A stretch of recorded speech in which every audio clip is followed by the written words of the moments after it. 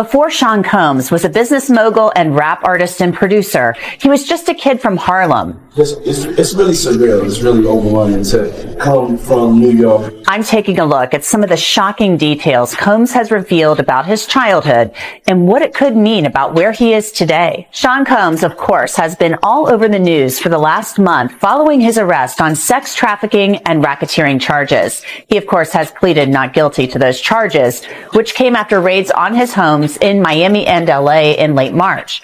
Combs' world started to crumble nearly a year ago when his ex, Cassie Ventura, filed a civil lawsuit claiming Combs subjected her to a decade of physical, mental, and emotional abuse.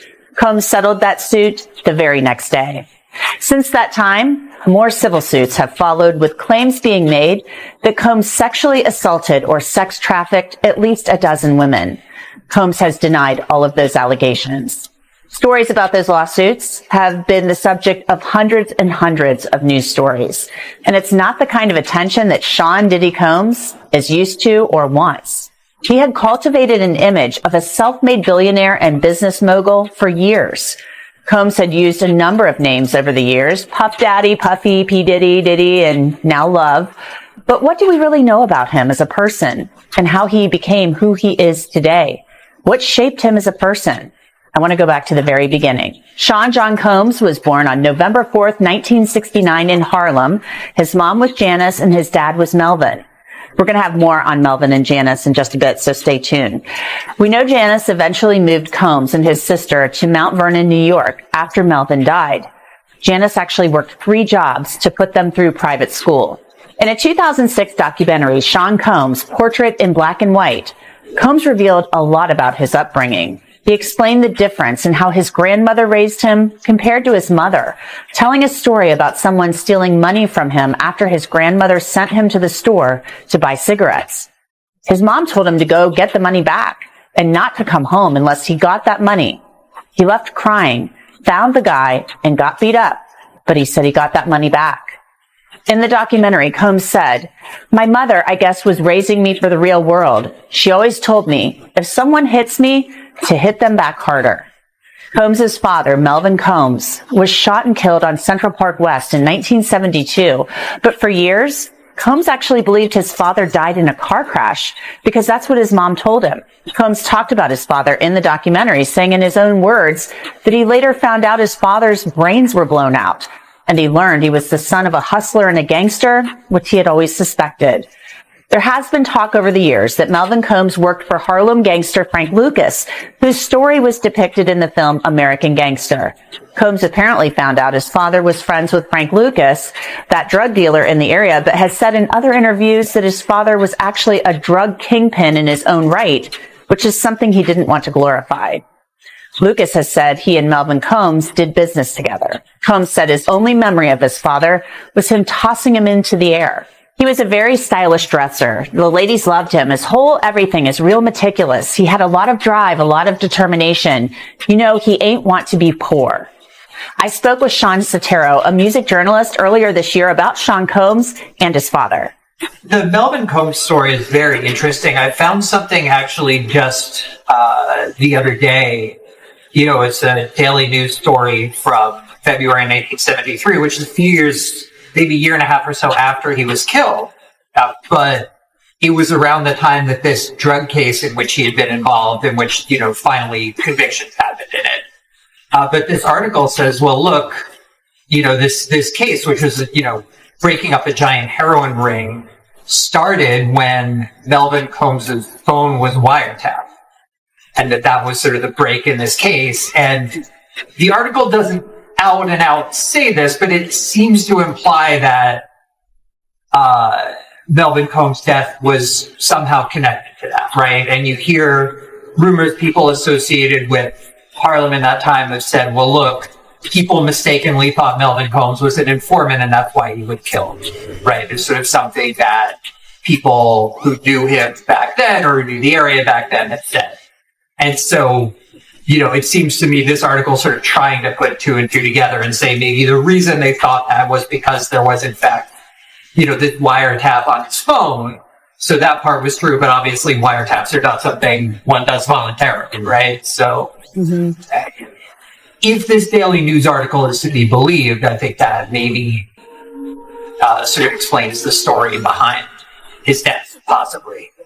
But yeah, I think, Diddy definitely had the image of his father was very important to him. There was a speech he gave at Howard, maybe 2005 or so, something like that, where he recalls very vividly, I was in college at Howard, and the first thing I did was go to the library and look at the microfiche and look up the Amsterdam News and see this story about my father. Like, it is something that is very important to him, this image of his father as sort of the drug dealer, but not just the drug dealer, sort of the suave, powerful guy who hung out with, the biggest of the big gangsters, right? Frank Lucas, like you mentioned, who, of course, his story is now immortalized in movies, right? He's about as famous as you can get in that sort of milieu. So I think that Diddy seemed to hold on to that image of his father, and it seemed very important to him that his father was someone big and notable in it. Combs also discussed being a somewhat lonely person and his belief that he's not a good friend. I don't really think I make a good friend. I don't think I'm someone who someone's going to call when they're going through something. I don't think I'm going to have the patience to really slow down to give them the attention they need. There are other things that Combs revealed about his childhood that really make me wonder what's going on with him when it comes to his views on women and sex. Combs spoke in the documentary about how he lost his virginity when he was just 12 years old. Combs also talked about watching pornography at a young age. The first time I had sex, I wasn't scared. It felt so good to me, but I just remember how impressed I was because I used to watch Midnight Blue and how I felt I was just as good as the porno stars, like in Midnight Blue. I want to bring in Dr. Daniel Bober. He is a forensic psychiatrist who deals primarily with young people. So, Dr. Bober, your first thoughts on this documentary? We have Sean Combs years ago talking about being really, quite sexually active at what I think is a young age. Yes, I agree. And I think, it's important to state the fact that those who are abused or exploited or have inappropriate sexual encounters at a young age are not necessarily going to go on to become abusers. In fact, the majority don't. So, Sean Combs would not be the first person to have a traumatic childhood, but that certainly would not absolve him of responsibility for his acts. He speaks so vividly. I've kind of talked to a number of people about this, just bouncing it off of people. Like, what do you think of this? Like, he's talking about losing his virginity at age 12, being exposed to pornography, watching pornography at a very young age. And there have been some people who have said to me, like, oh, come on, like, it's no big deal. A lot of kids do that at that age. I think of 12 as being very, very young. And I think of that as being a very formative time period and something like where that could shape the way you look at sex, and viewing pornography at such a young age seems to me, and I know he's pleaded not guilty to these charges, but the allegations are that he has these days-long sex parties, and it could go into a lot of different things looking at this. Is it possible he's just got these kind of wild views about sex and things of that nature? So I think what's going on here is, first of all, it is a big deal. It's not no big deal. So being exposed to sexual experiences at such a young age is definitely a form of trauma and abuse, in my opinion. People who are exposed to those types of scenarios when they're that age can go on to develop a number of symptoms. They may have problems with intimacy. They may objectify women. They may have a fear of vulnerability. They may be hypersexual, or on the other side, may be sexually avoidant. So it is not no big deal. It is something that can make it is something that can have a prominent effect on someone in their terms of their relationships and their sexual development. But again, it doesn't necessarily speak to the things that he's accused of. It may be an explanation for why he engages in some of the behavior. But I think if you take those childhood experiences and you combine them with celebrity, and then you have a person who has very deviant ideas about sex, combined with being a celebrity, acting with impunity, knowing that there are no consequences, or at least believing that there are no consequences for their actions, doing so without fear that something's going to happen to them because of their tremendous wealth and their celebrity. And so I think that is a malignant combination. There's also the viewing of pornography here too. This is another thing where I've bounced this off of some people and they're like, oh yeah, no big deal. But children viewing pornography, even adults viewing pornography, I'm not trying to sound puritanical, but there are a lot of people, and you're an expert in, you're in forensic psychiatry. Is that a bad thing, the viewing of pornography? I mean, especially for a young person who's a kid. I do think it can be bad. I think it's totally inappropriate. But unfortunately, with widespread access to the internet, to social media, kids at younger ages are being exposed to this type of pornography. And I have seen situations where patients of mine, for example, have acted out sexually at an inappropriate age, at least associated with the fact that they were viewing pornography. So I think it could be potentially destructive, but it really depends on the kid, their temperament, their parents, their support system. So I think there's tremendous variability. There's another piece of this puzzle too, and that's drug use. And drug use is alleged to have been rampant here. There's talk of GHB, ketamine, cocaine. There's allegations in civil suits being made that Sean Combs's staff kept him basically drugged up all the time. Like, it's almost as if they were instructed to do so.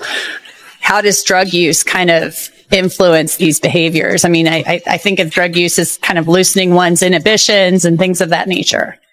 So certainly drug use can make you disinhibited, affect judgment, affect your insight, affect your ability to control your impulses. But as we know in criminal law, drug use in and of itself, voluntary intoxication, is not a defense for a crime. What I see his defense team doing right now is painting this sort of family man defense, because one of the accusers is a single adult woman living at home and he is married with children. As a society, we place a positive moral value on either being married or having children or both. And the fact that this is a single woman, I think they're using that to sort of prejudice people, if you will, or causing them to view her in a negative light, because he is this sort of pure family man and she is the single adult woman. And again, I think there's sort of a subtext there that in some way he's morally superior because of that. Well, they've also said too that this defense attorney, Mark Agnifilo, has said this was consensual.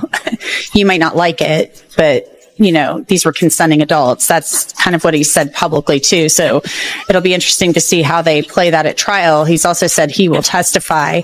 There's another thing about Sean Combs's upbringing too that I find interesting. It's actually quite sad in this documentary. He talks about how, his mom, taught him, like, if somebody hits you, hit them back harder. Right. And you got to be tough and you got to hit him back harder. And I'm sure, growing up in Harlem, at least for the first part of his life, was not easy. That was rough. And she moved them out of there to try to get them into a better life. And kudos to her. But then there was this discussion about, getting the money stolen and, having to go out there and fight. I mean, it's, oh my goodness. It's like you want to kind of put your arms around the young Sean Combs and hug him and take him in. Listen, no question about it. He's tremendously talented. He's changed the world. He brought himself up from very difficult circumstances. So like all things, people are not all good or all bad. But that doesn't, excuse his conduct. If in fact these things are true, then he engaged in criminal conduct. But it doesn't take away from the fact that he had a difficult childhood, that he's an enormous talent and success. And we've seen this happen with other people before, like Michael Jackson. These are people who, millions of people listen to their music, and have found moments of happiness listening to them. And then we find out something about them, that tarnishes that image, and we find ourselves conflicted about whether we should still be listening to them because of these acts that they've been accused of committing or have committed. Yeah. I feel like, he had it pretty rough in some respects, losing his father too. He didn't have a father figure. And that's often very important. It's important to young men, to boys, to have a father figure. His father, of course, was murdered. Oh, no question about it. Again, and all these things affected him, I'm sure. But the fact is that a majority of people who are exposed to this type of loss, trauma, abuse, neglect, don't go on to become abusers themselves, although certainly it increases the risk significantly when compared to the general population. A slew of bombshell lawsuits could soon reveal some A-list celebrity names connected to the infamous P. Diddy freak-offs. But before these suits are filed, some celebs are rushing to settle, all to keep their names private and out of the Diddy conversation. And with literally thousands of accusations against Diddy and more than 100 civil suits coming down the pipeline, how will these alleged offenders be able to keep up? And if these startling accusations are true, could they face charges? We'll break it all down with former federal prosecutor Gene Rossi. Now, it's been a busy month for 54-year-old Sean P. Diddy Combs, who spent the whole of October behind bars on federal charges of racketeering conspiracy, sex trafficking by force, fraud, or coercion, and transportation to engage in prostitution. This comes after more than a dozen civil suits were filed against Diddy, alleging he was a kingpin in a sex trafficking scheme that lasted decades. The civil suits and federal indictment all lay out a similar pattern. Diddy or his associates drugging victims, often sexually assaulting them, forcing them to have sex with prostitutes, and filming all of this. These scenarios were dubbed freak-offs by Diddy, and that term was listed in multiple civil suits and in the indictment. The feds say they have recordings of this too, and that's what led up to Diddy's arrest. So we know for sure Diddy is somehow featured in these recordings, but there are also rumblings that other high-profile names were caught on camera too. We got this info from Houston-based attorney Tony Busby. He's the lawyer behind more than 100 civil claims against Diddy that are expected to be filed over the coming weeks. This week alone, 7 civil suits were filed listing Diddy as the defendants. The allegations range from 1995 to 2021, with multiple accusations of rape, one of a minor. And according to Busby, more lawsuits are on the way, with some major celebrity names also attached. I talked to Busby just one day after he announced the suits and asked him about these celebrities. A lot of people are talking about names that could come up in these lawsuits. You referenced that some of these names are pretty high profile and could shock us. What can you tell me about those names? Are there a lot of people that could be implicated in future crimes? Is it possible that the things that will be listed in these future lawsuits could be prosecuted? What can you tell me? Well, I'm very careful to talk about whether someone did or did not commit a crime. The civil system is very different than the criminal system. The criminal authorities are very particular about which claims that they pursue because the standard of proof is beyond a reasonable doubt. In the civil system, the standard of proof is more likely than not, or preponderance of the evidence. So it's a lot lower standard in the civil system. But to answer your question as far as crimes, I won't comment on that. But as far as whether there will be additional individuals, people that we all know joined in some of these suits, there's no doubt that will be the case. There's no doubt that some of these events and these assaults occurred at particular people's homes, some venues, some hotels, some clubs. We know that there were people in the room when some of these things occurred. It's my view that if you participated in it, if you benefited from it, if you encouraged it, if you watched it go on and were somehow involved, whether it be even peripherally involved, and did not try to stop it, especially with regard to minors, then it's my view that you have liability on the civil side. So that's what we're looking at. And obviously, we want to be very careful about who we name because, I don't want, an error in that respect is not good for anyone. And I'm not going to be the person that starts naming names of potential people and smearing people for no reason because the case is about credibility. So I have made sure that each of these people that we represent currently are people that I'm proud to represent and I believe in, and I believe in their case. But I want to make sure that we include every potential liable party when we file the case. These names that will be included, the ones that you are willing to include in these suits, why will they surprise us so much? Is it because they're beloved people in the Hollywood universe?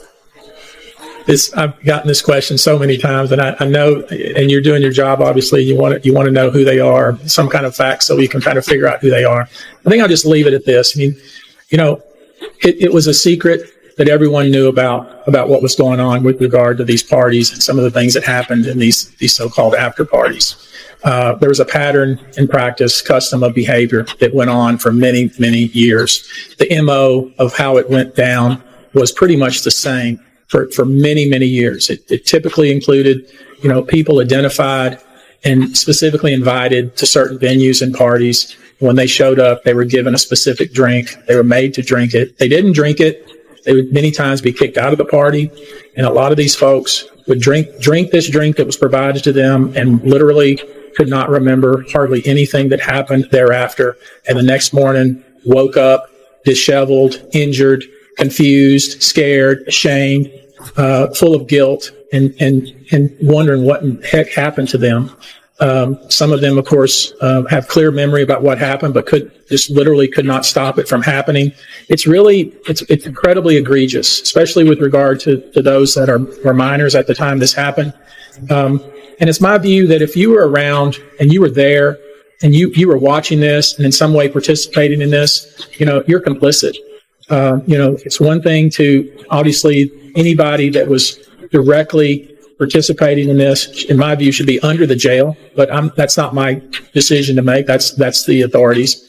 My job is to find and ferret out all the people involved, facilitated, benefited from, profited from, and make sure that they are parties in these cases as we file them. And there is a long list of people. I've said, and I'll say it again, I have no doubt that there are people right now who know that they were somehow involved in this, who are now scrubbing their social media, who are searching their memories, who are deleting their texts, probably deleting pictures and trying to distance themselves from this. And we know who they are, or we will find out who they are. So, this is not something that's going to happen overnight, but I think we're at the tip of the iceberg here. Busby has already sent demand letters to these celebrities, and some have settled outside of court before these lawsuits could even be filed. That means their names may never be public. So how does all of this work? If there really are incriminating recordings of these celebrities, could they face charges too? Here's where we have to bring in former federal prosecutor Gene Rossi. So our focus today is talking about these major celebrities who apparently were involved in some of these freak-offs, P. Diddy's alleged sex trafficking scheme. And now some of them, there are reports that they're settling outside of court before we know their names. What are your thoughts on that? Well, they're delaying the inevitable. The ones who are settling, they're probably getting non-disclosure agreements, which are fine. But those become blossomed and exposed to the public, if you will, if there's a court order or subpoena, because that information, among the parties will be private. But if there's a court proceeding, they may have to disclose who they are and things like that. But I will say this: if I were a celebrity or a public figure that had any contact with Diddy and all these freakouts and all the other explosive events, they should be panicking. And settling is probably the best thing, but it's going to delay the possible inevitable, because an aggressive federal prosecutor or group of them is going to try to get a hold of those names and the people who settled. Yeah, I think you and I have actually talked about this in the past, because there have been these allegations that some A-list celebrities are involved in all of this. And I mean, they have to go back in their memory bank and think, I was with P. Diddy. I was at this party. Okay, it might be recorded. It might be out there somewhere. So what do you think these people are doing? I know we talked about settling, but do you think they're also retaining their own attorneys and kind of bulking up their team in that way? Oh, the people who may be involved, if they are not getting attorneys, they should have gotten one yesterday or a month ago. And if they don't get an attorney, then they are really in harm's way, because they could be subject to possible indictment, possible charges, but at best for them, they could be corroborating witnesses, even if they did not engage in these freakouts or whatever you want to call them. They may have relevant information regarding themselves, what they observed, or they could provide leads to the prosecutors. I know you talked about the aggressiveness of these federal prosecutors because it's the Southern District in New York. They're the best of the best. And so they're probably going to be referring to these lawsuits, kind of reaching out and seeing who these people are. And you alluded to this, that they potentially could be charged. These celebrities whose names we don't yet know, they could be charged. What would all of that look like? Well, here's the thing. If I were the prosecutor, and I worked in the Eastern District of Virginia, so I consider that the best U.S. Attorney's Office. But the Southern District is a close second. They are brilliant. And there's probably 4 key prosecutors on this case.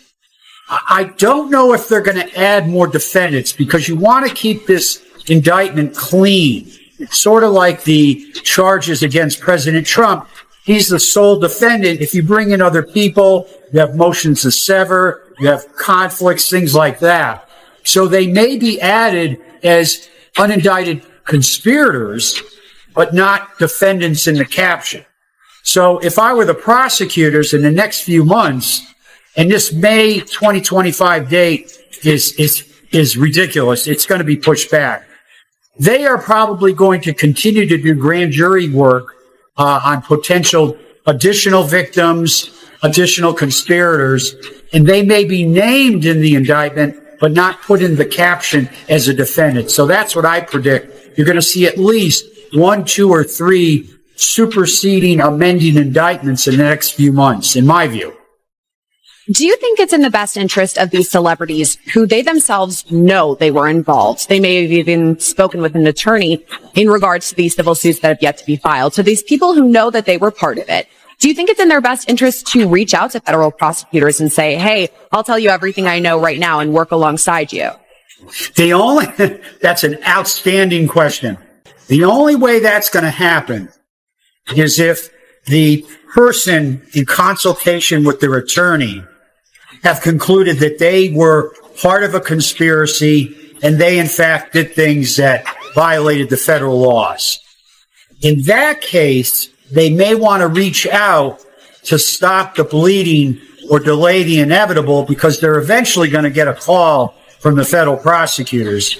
But it depends on how much information their attorneys think inculpates them and puts them in harm's way. But if they don't have any strong legal exposure, if I were their attorney, I'd say lay low, don't reach out, let them come to you. But if there is strong evidence, I would call the prosecutors because it's going to come that they will be added at least as an unindicted conspirator.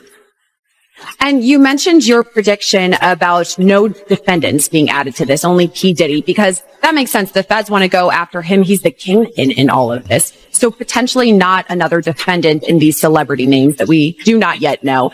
But do you think it's possible that down the line, this Diddy case is completely over, a verdict has been ruled, all of that, that then the feds could go back again to these people who weren't initially charged and then pursue legal action then? I do, but I think the more practical thing is they're going to build their case and focus on Diddy.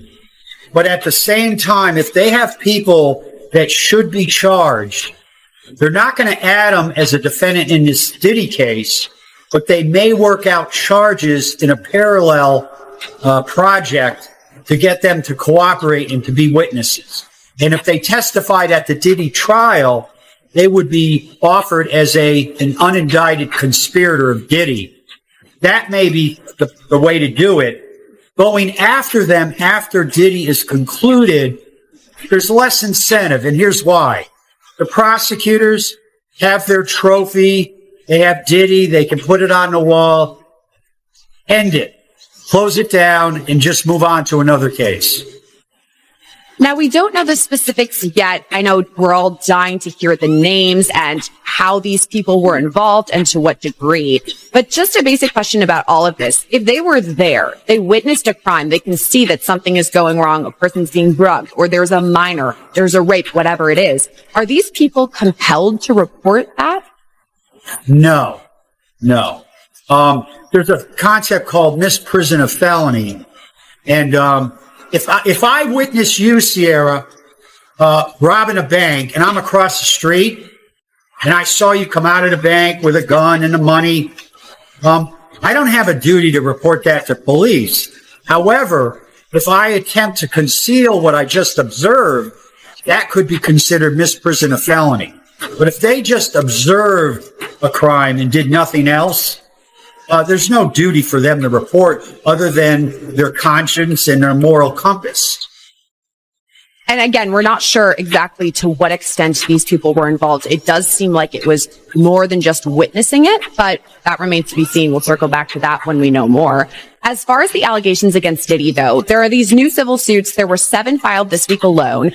There's more than 100 that are expected to be filed over the next couple of weeks. And some reports say that thousands of people were sexually assaulted by Diddy and have come forward. So at the very least, is this daunting to these other people, these celebrities who are involved, that they want to go and settle and get their names out of the lawsuits? I mean, doesn't that seem like a big undertaking? But the attorney, Tony Busby, has a daunting task in hurting all these cats, if you will, these lawsuits.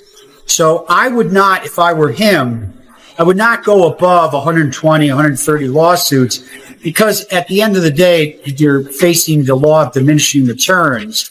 The other people that may be victims, they can be used in those cases as leverage. But for Mr. Diddy, or for Diddy, I gotta say, his legal fees are going to be through the roof. And he's probably going to have 1, 2, maybe 3 law firms representing him if he can get that to work out. Because these lawsuits, these other lawsuits besides the indictment, it's going to be, like handcuffs on him when it comes to his criminal trial, a total distraction. And here's the worst thing about these civil lawsuits. Discovery, depositions, interrogatories, all this information that these lawsuits are going to gather